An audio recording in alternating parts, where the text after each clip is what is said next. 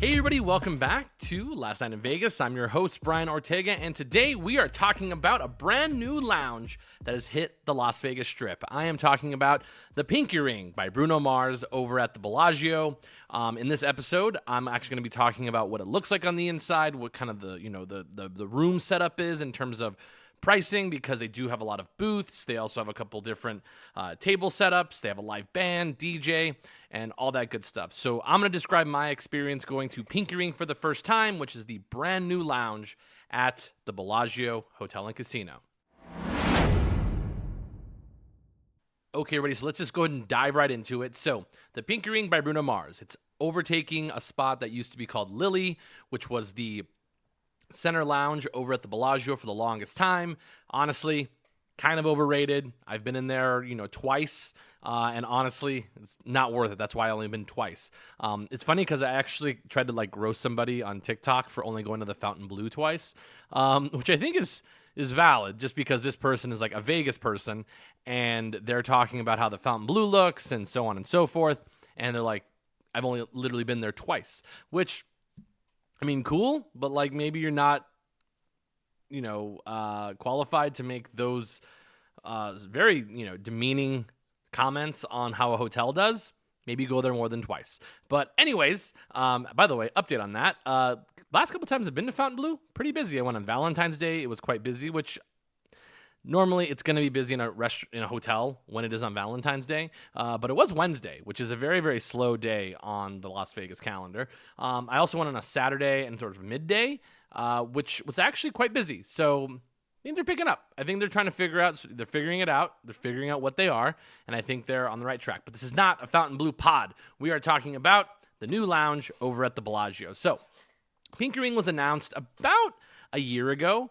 I know that they were supposed to actually put Bruno Mars's lounge over at the Mirage, but with the Mirage being sold and no longer at MGM property, Bruno Mars performs at the Dolby Theater at Park MGM.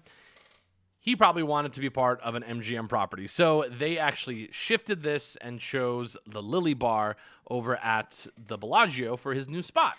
So it's been under construction for quite a while, and they redid the entire inside of the Lily Bar. I think they really utilized the space really, really well, and I think it's really driving to the correct clientele, which is people who are my age. I'm about 31, so people like me who enjoy Bruno Mars, enjoy that sort of style, but also really sort of hitting that older demographic of people in their 40s, their 50s, early 60s.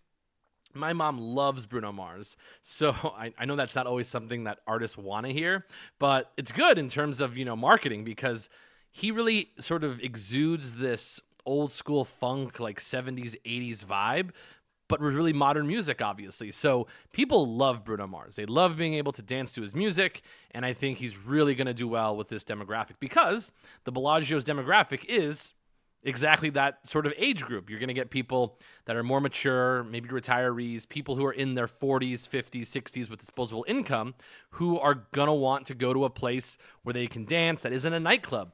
And I think I'm going to do this on my next pod, where I'm going to talk about the top things that I'm excited for Vegas and the things that I'm not so excited about at Vegas going forward, just because I think there are really exciting things coming to town that have already kind of are here, but I think it's sort of going back to that sort of 1950s, 60s vibe. I think I was talking to a stranger somewhere, and I told them that, Vegas is really going back to sort of this sort of Copacabana sort of style restaurant, entertainment, all-in-one feature, because so many millennials really want, and really millennials are what's driving what we're having in Las Vegas. It always ends up being, who are the young demographic that has money, that has, that will come to Las Vegas, because Vegas is always trying to reinvent itself and be ahead of the curve on a lot of different things, which is fantastic. But again, if that's not you, then you're getting pushed out.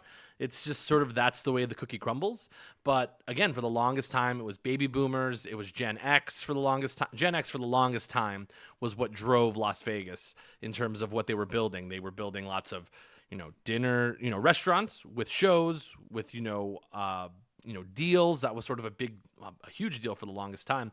But now we understand that Vegas is becoming more expensive. It's more of a luxury destination, and millennials understand this, and they know that coming in, but they want value. They want to see value for what they are spending. So it's a very unique sort of space for millennials that they're not always spending a lot of money. They don't want to spend a lot of money, but they are always looking for value, and they're always looking for experiences. I think that's the biggest thing about the millennial generation, which I'm sort of in the heart of, that they will do an experience as long as they see value in what they are paying for. For example, me, myself, I'm not trying to spend $100 for a steak.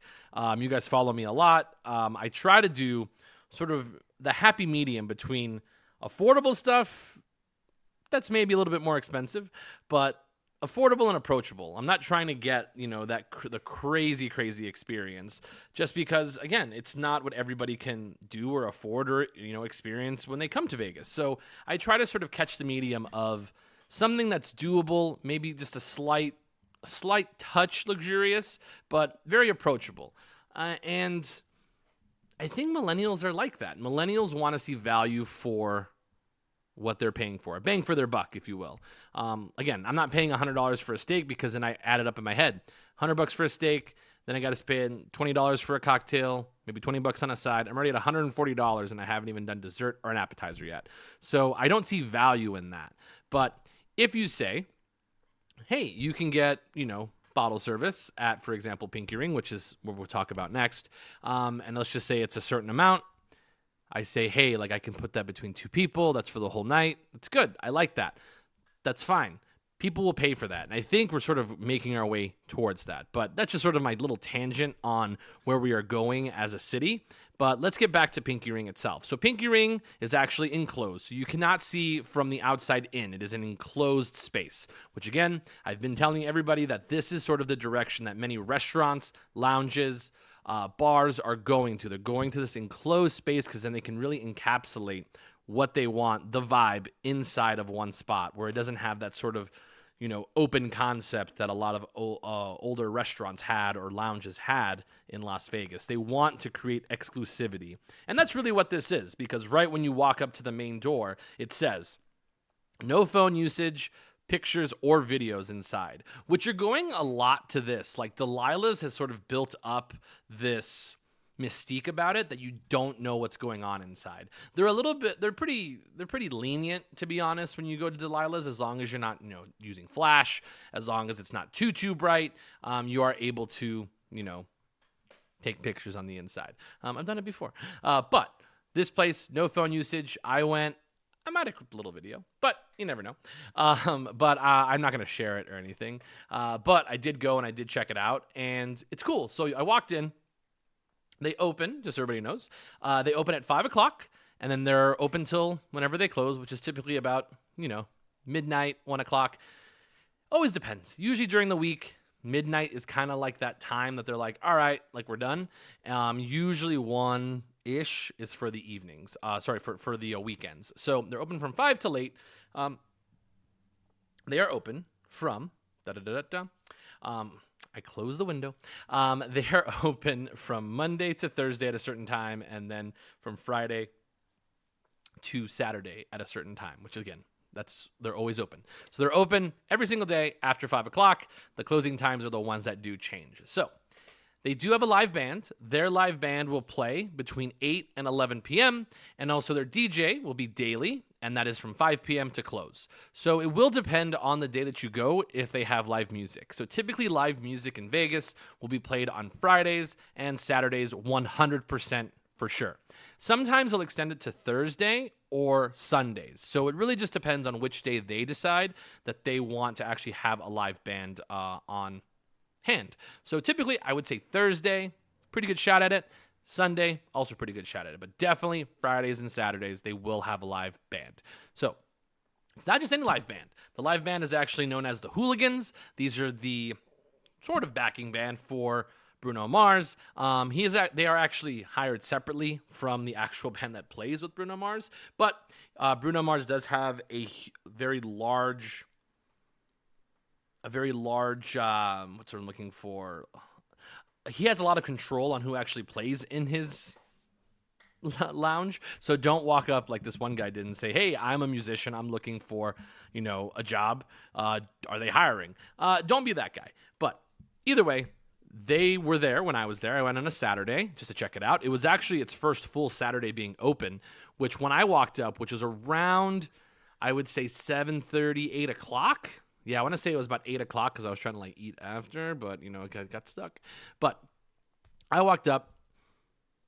All I did was say, "Hey, I want to check it out. Just want to sit at the bar." It's always kind of like my go-to phrase. I just want to go, sit at the bar if you like, or go to the bar. And they say, "Yeah, sure, go right ahead in." So they do have a hostess stand. Don't get stuck at the hostess stand because the hostess stand, they're there for tables, not lounge chairs, but tables, loungers, that whole thing, booths. That's what their job is. They do have security that is right there, right next to it. And then I ended up walking in. And as you walk in, you see all of his Grammys sort of lining the hallway as you walk into the actual lounge itself. So when you walk into the lounge itself, first thing that I saw was that it is very dark, very smoky. And when I say smoky, it's sort of that like theatrical smoke that sort of makes it that sort of smoky feel. It really feels like you're stepping into like the late 70s and 80s. And it has sort of these like pops of like light pink, but it's very dark. So you can't really make out a lot of the colors. But I have, seen videos of it with actually the lights up, which has sort of these like deep reds and these golds with these very nice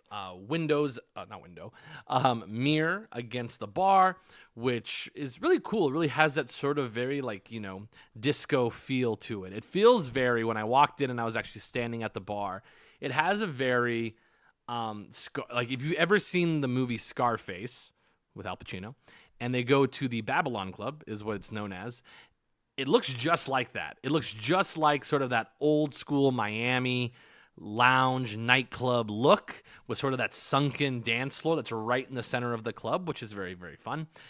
They have booths around the dance floor, and then it has sort of this upper level where they have these spots for couples. So for those couple seats, those do have spending minimums. So they do have spending minimums for most of their seated areas inside of the lounge. It's very much a hybrid like nightclub lounge space, which we call an ultra lounge, which are kind of coming back now, which is actually really, really fun. So as I'm talking about Pinky Ring, I don't know if I like the name, by the way. It doesn't really like roll off the tongue like Pinky Ring. Like, hey, where'd you go? Pinky Ring. It's like, you're trying too hard. Would have liked to see something a little bit different. Do I have the answer? No, I don't. But as I'm kind of just walking, just sort of glancing through, one major thing that you have to know going into Pinky Ring, if you are a single person, they do not have chairs at the bar. And I actually understand it at this place. I do get why they don't have chairs at the bar at Pinky Ring, because there's music that you can dance to, but once the band starts going, it really is a space where you do not want chairs. You don't want people sitting there. It really sort of bogs down the energy. And I'm a big fan of chairs at bars, just to hang out, chill, have a drink. But I totally understand it in this place that they do not have chairs. They don't want you congregating. I mean, people congregate anyways because there's only so much space. That's typically where the most space is, by the way, is going to be in the area by the bar. So if you walk in, it's on the opposite side of the actual lounge. You have the one bar. There's only one bar. Multiple bartenders. They had 4 bartenders, which were really, really fast. They can make really, really good cocktails. Really, really happy with how they made my cocktail. I ended up getting getting an old fashioned, obviously, and they made it perfect twice. So kudos to them. So I was in there about 8 o'clock-ish, 7:30, 8 o'clock. DJ was going. Really on-brand music. Really, really enjoyed it. They had a lot of Kool and the Gang. They had a lot of Rick James. They had Donna Summer. So they had a lot of music that really went with the vibe of the actual lounge. They do not serve food here, so this is very, very important to eat before you come or eat after. You are not eating inside of the lounge, which I think is fine. I'm okay with it. They have little snacks for people who are sitting at the loungers and the booths, but no food. So no food. So I'm just kind of reading this off of their website that they do have walk-in reservations between 5 p.m. and 8, which means that's walking up to the lounge itself and making the reservation in person. They do have a requirement that if you do book online, which I recommend that you do that. You can do that by going to Bellagio's website, Bellagio.com, or just going to Bellagio and type it in on Google. Go to the pinky ring. You are going to have to click on reservations, and then you're going to have to click on a little tab at the top that also has where it says venue. And then as you click venue, it'll actually have a whole calendar of dates that you can pick. Some dates will be blocked out. You know that because when you click on the date, the option for any of the booths, center stage, upper lounge, or champagne room will not open, or they won't even be there. So it really just depends on the date that you go. Also, prices are dynamic, so they will change depending on the day that you choose. So I picked a random date. I picked March 22nd, which that's in a month from when I'm doing this recording, and that is on a Friday. To just give you an idea, the most affordable option is going to be the most affordable option is actually going to be the upper lounge, which seats 2 people. So that was actually a couple was sitting there who just got married. So congratulations. Very nice. They drink champagne, and then also a guy had a seltzer water. It was so on brand. They were also middle-aged, so good for them as well. Finding love at any age is always good. But the upper lounge area, which seats up to 2 people, and you have to be there by 9 o'clock, and this is for basically the entire lounge, they have a spending minimum. Their spending minimum would have been $300 on this Friday night. Obviously, these prices could go up as they start selling out. So $300 minimum spend, and you can have maximum of 2 people. So you break that down, it's about $150 per person. Kind of easily can get there and comfortably, and you don't have to get too nuts. There's also not a time limit on this, which brings me back to, let's just sort of tangent here for a second. Why do not Easy Speakeasy, which is over at the Aria? I've also heard this from another person. That place is super annoying. It's way too dark, not enough lighting.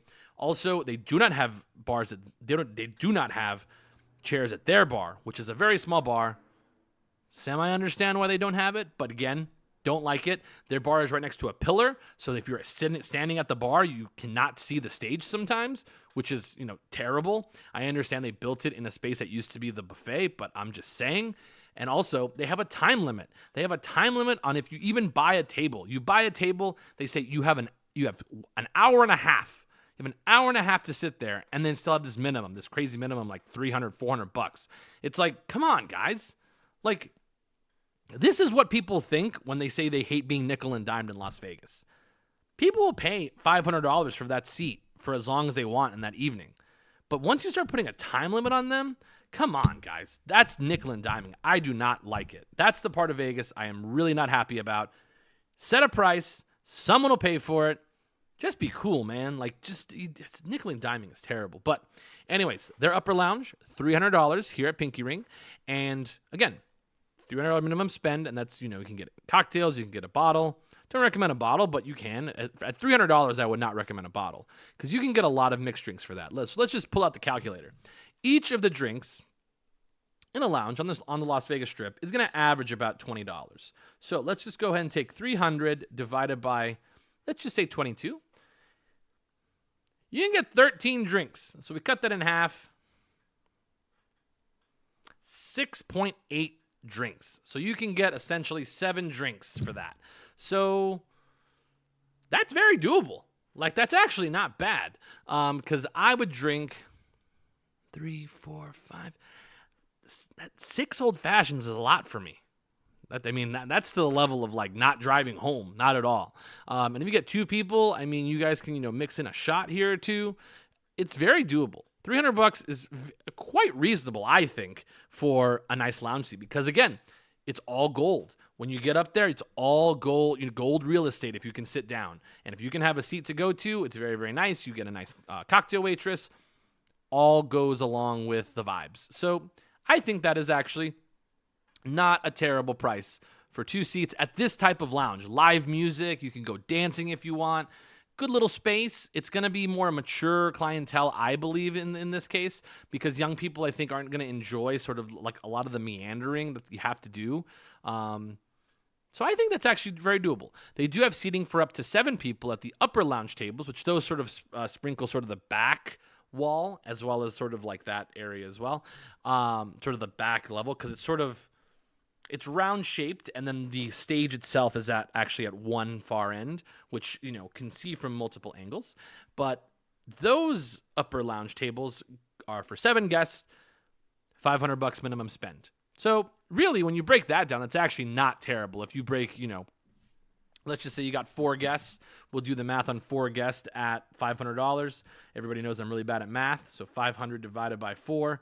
It's about $125 a person. I mean, if that's sort of like your night out thing to do, very, very doable. And again, if you push that to 7 people, I mean, that's even less. So that's actually a very, very good rate. $500 minimum spend for, a really fun night out. And I think this is a very good example of a place that's for mature people who want to dance. This has already skyrocketed to my level of if someone says, hey, we want to dance tonight, we want to have a good time, what would you recommend? I don't want to go to a nightclub. I would 100% recommend the Pinky Ring. There's a room to dance. They encourage it. It's a fun space. And again, it's easy to get in and out of. Of course, it's going to get busy on certain nights. There was a huge line when I was out there. So it's, kind of limited space. So you got to get there at certain times, but you can alleviate it by getting a table. So definitely something to do if you want to check this place out. So that's the upper lounge chairs. Then we do have the booths, which the booths do align the outside area. Those are $1,000 minimum spend. Booths tend to be just a little bit larger, but these are against the wall, so these are actually not close to the stage itself. They are around the bar itself, because the bar is sort of a big, giant square, but it does sort of look like an oval once you get inside of there. So $1,000 minimum spend for a booth. It is what it is. They have a champagne room, which I do not know where that was. It might be in like the back corner somewhere. Don't really know. But their champagne room seats up to 20 people, and that's $3,000 minimum spend. So might have to go back again to sort of look specifically for the champagne room, because when I was there, I was kind of just taking it all in. Huge crowd, big crowd on a Saturday night. But, it's still walkable. I got out of there before it got too crazy. Let's look at center stage. Center stage, they do have a bunch of like little sort of lounge booths kind of things that they are actually sort of sunk into where the dance floor is. So you will be sort of directly around the dance floor. Those are $1,000 minimum spend and seat up to 6 guests. Kind of is what it is. Once you get to sort of that level of where you are like center stage, they can kind of charge you whatever they want. So theirs is $1,000 minimum spend on a Friday. Not terrible. If this is like the one thing that you're going to be doing that night, it's doable. Is $1,000 kind of a stretch? Maybe.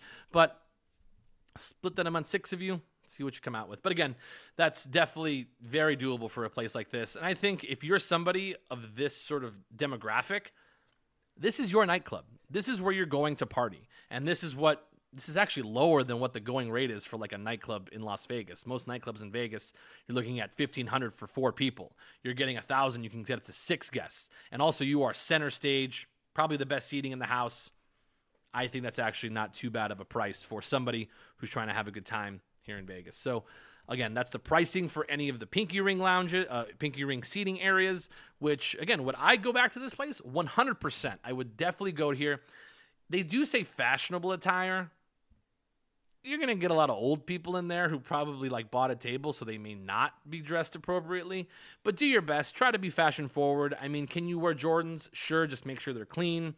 Obviously it depends on what else is going on with the rest of your outfit. So if you have, maybe some nice, fitted jeans, if you have a nice, shirt, collars always go a long way. But again, if you are somebody who is muscular and looks like, Chris Pine, that was a weird one to choose. One of the Hemsworth brothers. You could probably get away with just wearing a black shirt and you'll be fine.